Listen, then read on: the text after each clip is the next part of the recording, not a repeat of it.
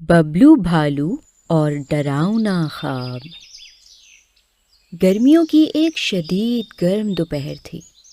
बंटी भालू एक दरख्त की छांव में बैठा टूटे हुए नारियल से खेल रहा था।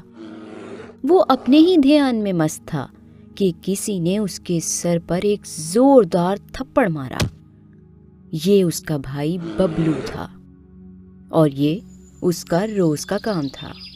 वो बात बेबात छोटे भालू को पीट देता था। बहुत मर्तबा तो ऐसा हुआ कि उसे इतनी सख्त चोट आई कि खून तक निकल आया। ऐसी हरकतों पर कई बार उसे मामा और पापा भालू से डांट खाना पड़ी, लेकिन वो बाज नहीं आता था। जहाँ कहीं मौका मिलता वो उसे मार पीट करता या फिर उसे किसी मुसीबत में फंसाने की कोशिश करता। और ऐसा वो सिर्फ अपने भाई के साथ नहीं करता था। आस पास जितने भी भालू आबाद थे वो सब के बच्चों के साथ ऐसा ही करता था। किसी की आंख में पत्थर मार दिया, किसी का बाजू मरोड़ दिया, किसी को थप्पड़ मार दिया, किसी की टांग खींचकर उसे गिरा दिया। यूं ही करते करते वो अपना सारा दिन गुजार देता था।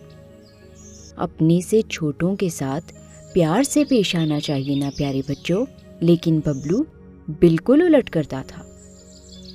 सर्दियां शुरू हो चुकी थीं। एक शाम वो घर लौटा तो बहुत थका हुआ था। आते ही वो बिस्तर पर लेटा और उसकी आंख लग गई। ख्वाब में क्या देखता है कि वो एक काले स्याह जंगल में रस्सियों के साथ एक दरख्त से बंधा हुआ है।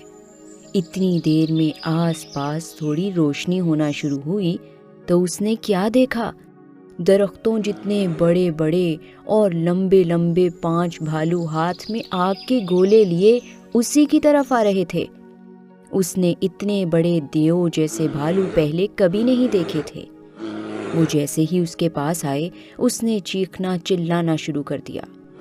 सबसे बड़े सरदार भालू ने कहा, खबरदार जो आवाज आई तुम्हारी, वरना सुबह होने से पहले तुम्हारी तिक्का बोटी बनाकर खा जाऊंगा। ये सुनकर बबलू को फौरन खौफ से चुप लग गई। मामा, पापा, बंटी, कोई तो हो जो मेरी जान बचा ले। इतनी देर में उसने भालुओं को आपस में बात करते हुए सुना। सरदार भालू कह रहा था, इसका शोर मुझसे नहीं सुना जा रहा है। इसको 2-4 थप्पड़ लगाकर बेहोश कर दो।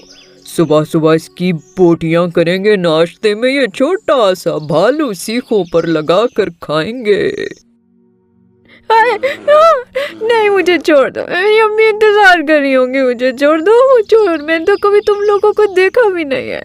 मैंने तुम्हारा क्या बिगाड़ा है? मुझे छोड़ दो। ये सुनते ही सरदार भालू फौरन उसकी तरफ लपका। अच्छा, बिगाड़ा के बच्चे?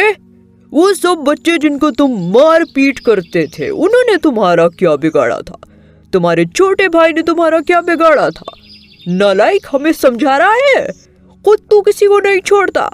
कल दोपहर ही तूने एक बच्चे को दरख्त से धक्का देकर गिरा दिया था।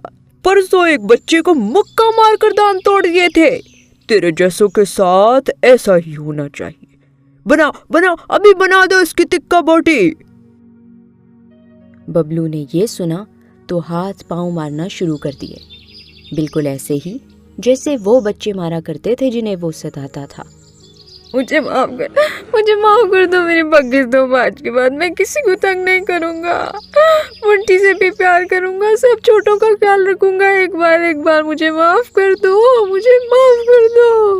एक बार। बबलू बेटा, क्या हुआ? कोई डरावना ख्वाब देख लिया?